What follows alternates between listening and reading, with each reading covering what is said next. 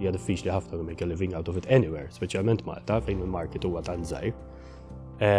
Imma l-flus qegħdin hemm. Jekk inti il-Film Commission ħajorganizza Film Award Ceremony ta' 2 days, which costs 2 million, tirrealizza l-flus qegħdin hemm.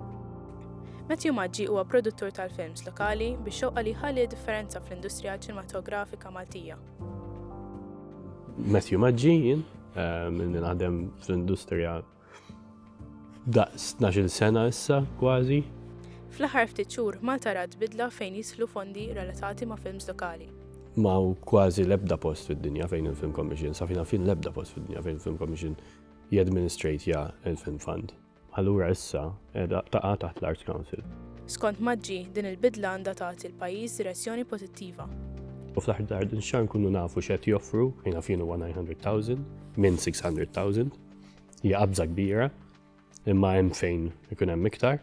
Maggi tkellem fuq l-importanza li jkun hemm għaqda bejn in-nies li jaħdmu ġewwa l-industrija tal-films biex dawn jippromovu jiġġieldu għal kundizzjonijiet aħjar waqt li qed jaħdmu ġewwa produzzjonijiet lokali.